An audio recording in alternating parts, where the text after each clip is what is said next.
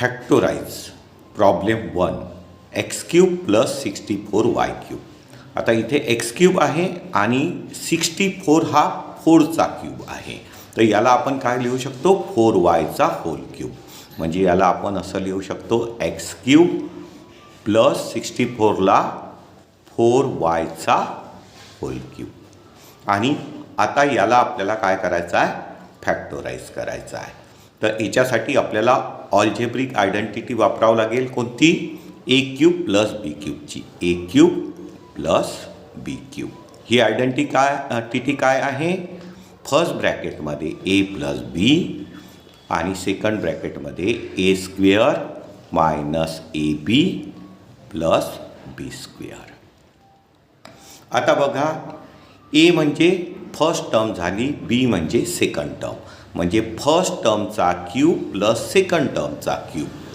तर याचे जे फॅक्टर्स पडेल तर काय पडेल फर्स्ट ब्रॅकेटमध्ये first term plus second term आणि सेकंड ब्रॅकेटमध्ये फर्स्ट टर्मचा square minus product of both the term plus second टर्मचा स्क्वेअर.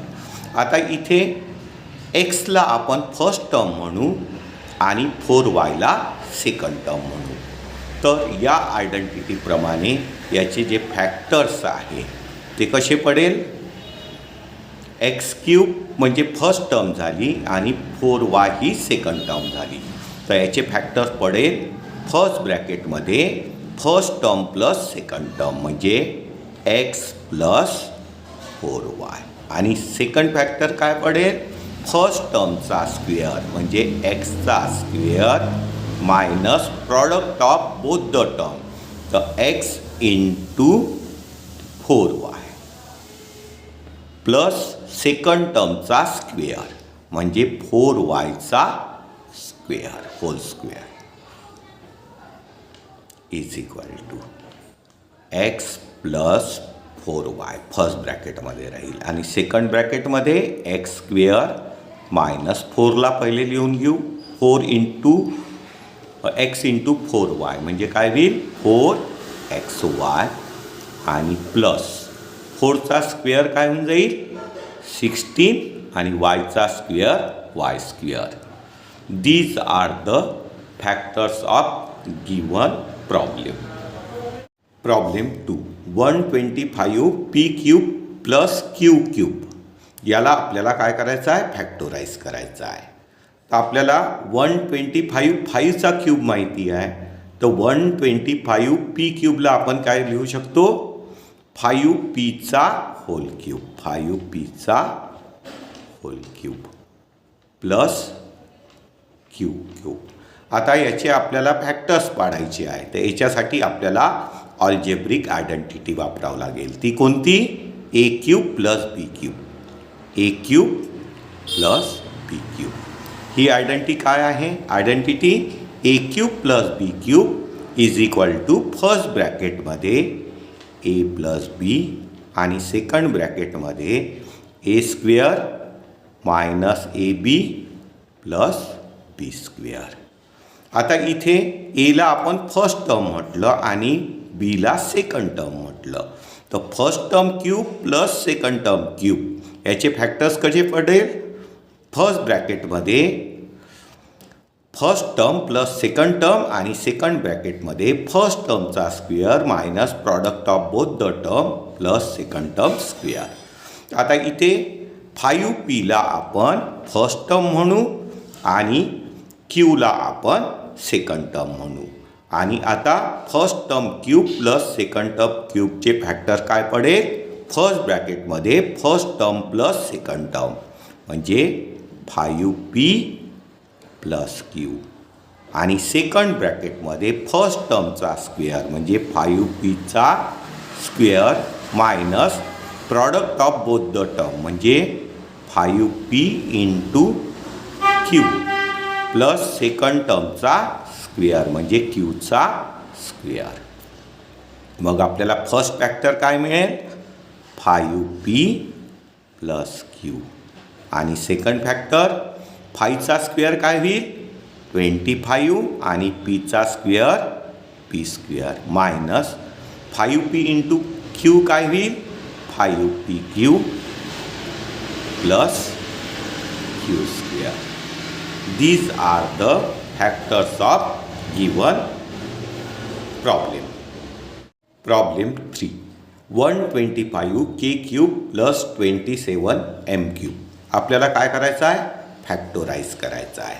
तर आता 125 कशाचा क्यूब आहे? 5चा. आणि 27 कशाचा क्यूब आहे? 3चा. तर याला आपण काय लिहू शकतो? 125 के क्यूबला 125 5चा आहे, तर 5Kचा होल क्यूब होईल. आणि इथे 27 3चा क्यूब आहे आणि इथे एम क्यूब. तर याला लिहू शकतो 27ला 3mचा क्यूब. आणि आता याला आपल्याला काय करायचं आहे? फॅक्टराईज करायचं आहे. तर आपल्याला अल्जेब्रिक एक्सप्रेशनची आयडेंटिटी वापरावं लागेल. कोणती? ए cube plus B cube. A cube plus B cube. ही आयडेंटिटी काय आहे? ए cube plus B cube is equal to first ब्रॅकेटमध्ये ए प्लस बी आणि सेकंड ब्रॅकेटमध्ये ए square minus A B plus B square. आता आपण एला फर्स्ट टर्म म्हणू, बीला सेकंड टर्म म्हणू. म्हणजे काय होईल? फर्स्ट टर्मचा क्यूब प्लस सेकंड टर्मचा क्यूब. याचे फॅक्टर्स कसे पडेल? फर्स्ट ब्रॅकेटमध्ये first term plus second term आणि सेकंड ब्रॅकेटमध्ये फर्स्ट टर्मचा square minus product of both the term plus second term square. आता इथे 5 केला आपण फर्स्ट टर्म म्हणू आणि 3mला सेकंड टर्म आणि आयडेंटिटीचा वापर करून त्याचे फॅक्टर्स पाडू. तर काय होईल? फर्स्ट ब्रॅकेटमध्ये first term plus second term 5K plus 3m आणि सेकंड ब्रॅकेटमध्ये काय होईल? फर्स्ट टर्मचा स्क्वेअर म्हणजे 5Kचा square minus product of both the term म्हणजे 5K into 3m plus second टर्मचा स्क्वेअर म्हणजे 3mचा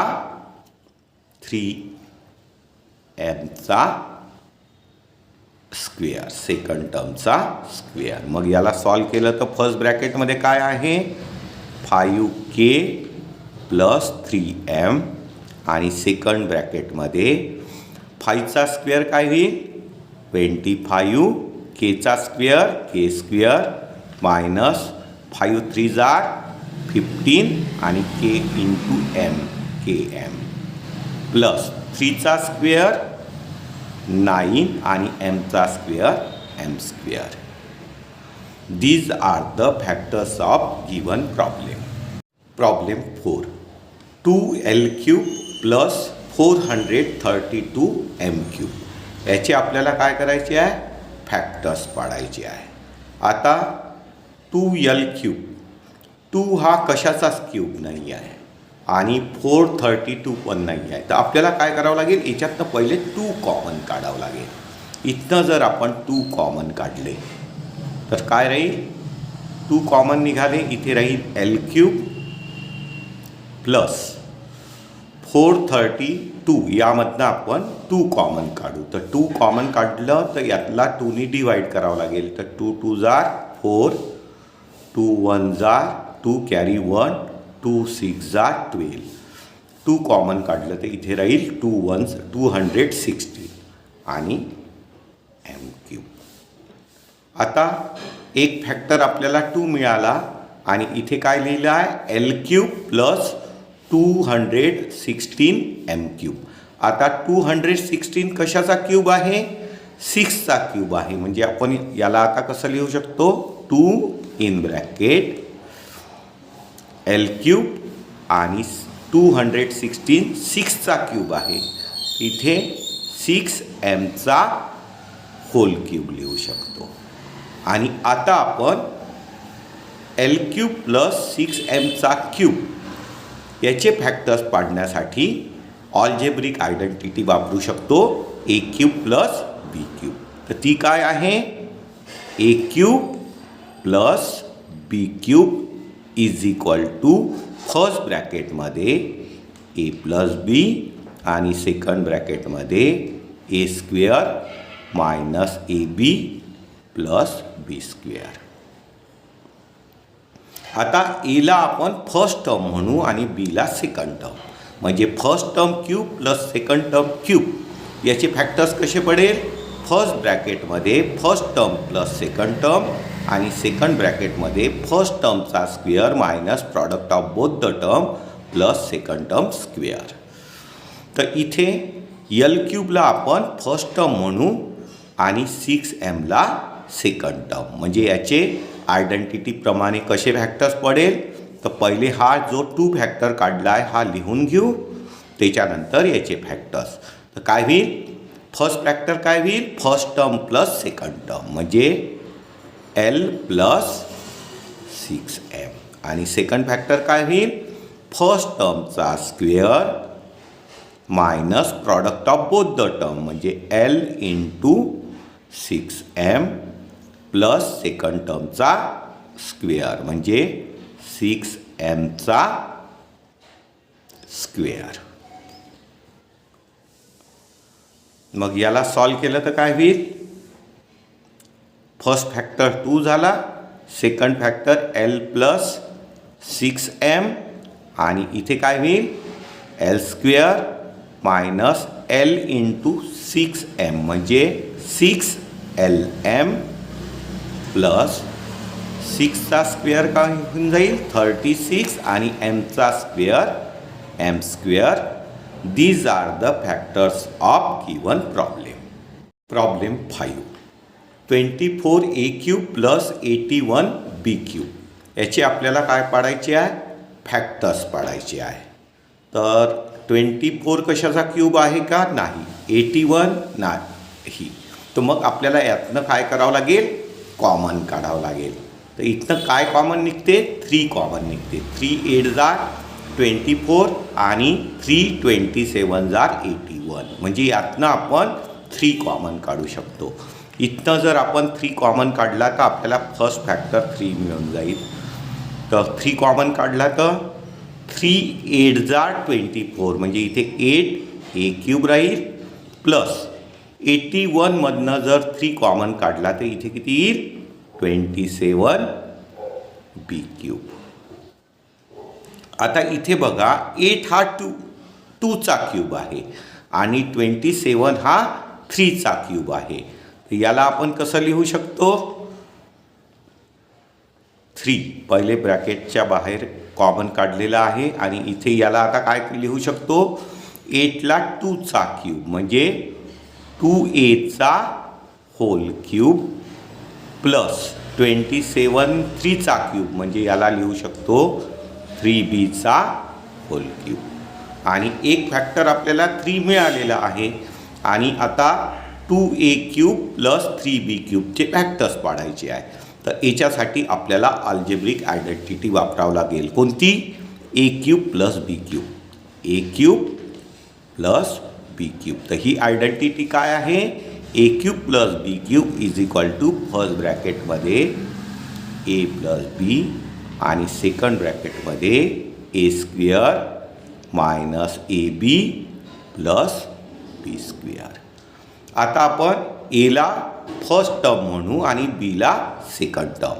तर फर्स्ट टर्मचा cube plus second term cube is equal to याचे फॅक्टर्स काय पडेल? फर्स्ट ब्रॅकेटमध्ये first term plus second term आणि सेकंड ब्रॅकेटमध्ये फर्स्ट टर्मचा square minus product of both the term plus second term square. आता इथे फर्स्ट टर्म आपली कोणती होईल? 2a आणि सेकंड टर्म 3b. तर आयडेंटिटीप्रमाणे याचे फॅक्टर्स कसे पडेल?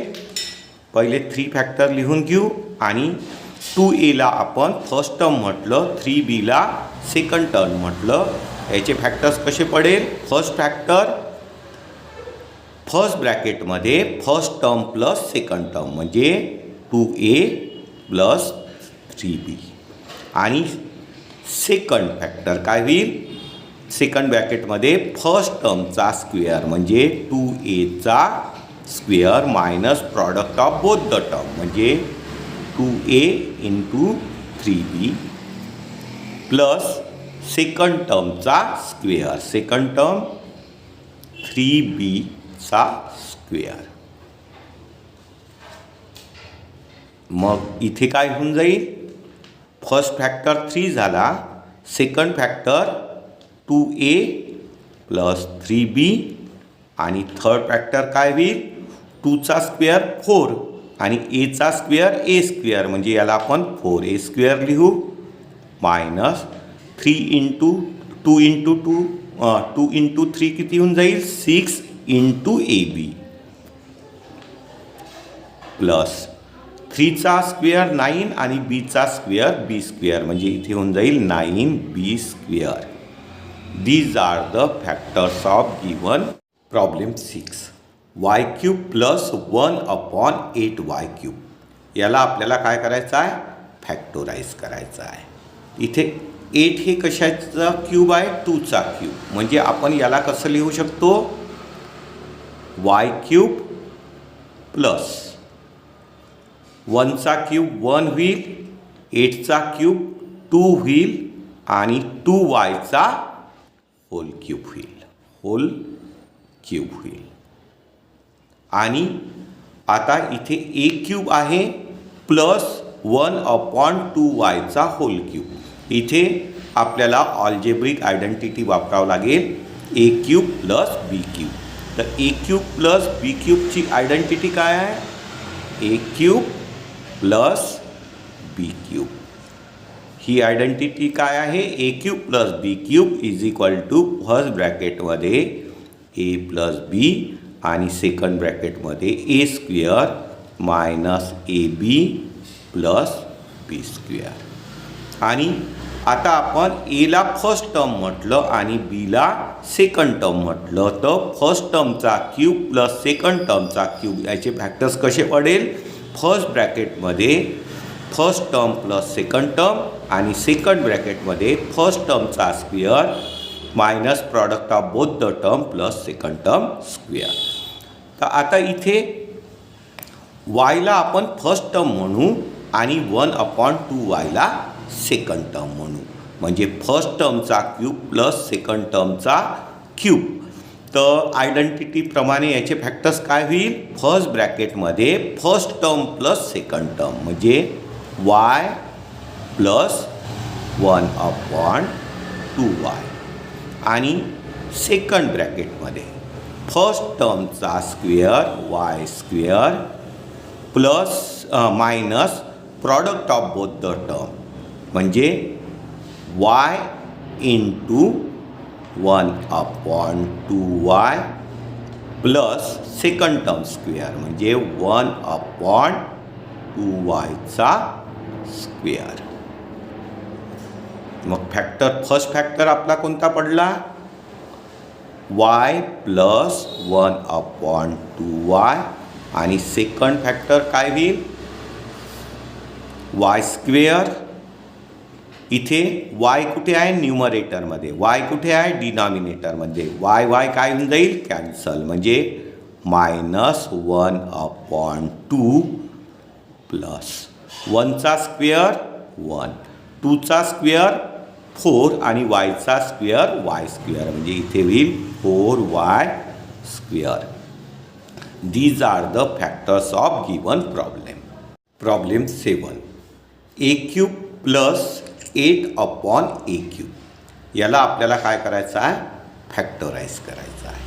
तर इथे 8 हा कशाचा क्यूब होतो, 2चा क्यूब होतो, म्हणजे आपण याला कसं लिहू शकतो, A cube plus 2/aचा hole cube. 8 हा 2चा क्यूब आहे आणि ए क्यूब, म्हणजे 8/a क्यूबला आपण काय लिहू शकतो, 2/aचा होल क्यूब. आणि आता आपल्याला याचे फॅक्टर्स पाडायचे आहे, तर आपल्याला अल्जेब्रिक आयडेंटिटी कोणती वापरावं लागेल, A cube plus B cube. तर ए क्यूब प्लस बी क्यूबची आयडेंटिटी काय आहे, ए क्यूब प्लस बी क्यूब. ही आयडेंटिटी आहे फर्स्ट ब्रॅकेटमध्ये ए प्लस बी आणि सेकंड ब्रॅकेटमध्ये ए square minus A B plus B square. आता एला आपण फर्स्ट टर्म म्हटलं आणि बीला सेकंड टर्म म्हटलं, तर फर्स्ट टर्मचा क्यूब प्लस सेकंड टर्मचा क्यूब याचे फॅक्टर्स कसे पडेल? फर्स्ट ब्रॅकेटमध्ये first term plus second term आणि सेकंड ब्रॅकेटमध्ये फर्स्ट टर्मचा square minus product of both the term plus second टर्मचा स्क्वेअर. तर आता इथे आपल्याला ए क्यूब प्लस 2/aचा क्यूब, तर ए क्यूब प्लस बी क्यूबची आयडेंटिटी वापरून याचे फॅक्टर्स पाडावं लागेल. तर एला आपण फर्स्ट टर्म म्हणू आणि 2/aला सेकंड टर्म. तर आयडेंटिटीप्रमाणे आपले फॅक्टर्स कसे पडेल? फर्स्ट फॅक्टर पडेल फर्स्ट ब्रॅकेटमध्ये first term plus second term म्हणजे ए प्लस 2/a आणि सेकंड फॅक्टर पडेल फर्स्ट टर्मचा square minus product of both the term म्हणजे A into 2/a plus second टर्मचा स्क्वेअर म्हणजे 2/aचा स्क्वेअर. मग आपल्याला फर्स्ट फॅक्टर काय मिळत आहे? ए प्लस 2/a आणि सेकंड फॅक्टर ए स्क्वेअर. इथे बघा ए कुठे आहे? न्यूमरेटरमध्ये. ए कुठे आहे? डिनॉमिनेटरमध्ये. म्हणजे ए काय होऊन जाईल? कॅन्सल होईल म्हणजे -2 आणि इथे प्लस 2चा स्क्वेअर 4 होईल आणि एचा स्क्वेअर ए स्क्वेअर म्हणजे 4/a square. These are the factors of given problem. Problem 8 1 plus Q cube upon 125 याची आपल्याला काय पाडायचे आहे? फॅक्टर्स. आता 1ला आपण 1चा क्यूब म्हणू शकतो आणि 125ला 5चा क्यूब. म्हणजे याला कसं लिहू शकतो आपण? 1 क्यूब प्लस क्यू क्यूब आहे आणि 125 कितीचा क्यूब आहे? 5चा. म्हणजे याला काय लिहू शकतो? Q/5चा होल क्यूब. आणि आता आपल्याला याचे फॅक्टर्स पाडायचे आहे. तर आपल्याला अल्जेब्रिक आयडेंटिटी वापरावं लागेल. कोणती? ए क्यूब प्लस बी क्यूब. तर ए क्यूब प्लस बी क्यूबची आयडेंटिटी काय आहे? ए cube plus B cube is equal to first ब्रॅकेटमध्ये ए प्लस बी, सेकंड ब्रॅकेटमध्ये ए square minus A B plus B square. आता एला आपण फर्स्ट टर्म म्हटलं आणि बीला सेकंड टर्म म्हटलं तर first term cube plus second term क्यूबचे फॅक्टर्स कसे पडतात? फर्स्ट ब्रॅकेटमध्ये first term plus second term आणि सेकंड ब्रॅकेटमध्ये फर्स्ट टर्मचा square minus product of both the term plus second term square. आता इथे फर्स्ट टर्मला आपण 1 म्हणू आणि सेकंड टर्मला Q/5 आणि ही आयडेंटिटी वापर करू. तर याचे फॅक्टर्स कसे पडेल? ए क्यूब 1 क्यूब प्लस Q/5चा क्यूब. तर ही फर्स्ट टर्म आणि सेकंड टर्म. तर याचे फॅक्टर्स फर्स्ट फॅक्टर काय पडेल? फर्स्ट फॅक्टर ब्रॅकेटमध्ये first term plus second term म्हणजे 1 प्लस Q/5 आणि सेकंड फॅक्टर काय पडेल? फर्स्ट टर्मचा square minus product of both the term म्हणजे 1 इंटू Q/5 प्लस सेकंड टर्मचा स्क्वेअर म्हणजे Q/5चा स्क्वेअर. आणि मग फर्स्ट फॅक्टर काय मिळाला आपल्याला? 1 प्लस Q/5 आणि सेकंड फॅक्टर काय होईल? 1चा स्क्वेअर 1 मायनस 1 इंटू क्यू म्हणजे Q/5 प्लस क्यूचा स्क्वेअर क्यू स्क्वेअर आणि 5चा square 25. These are the factors of given problem.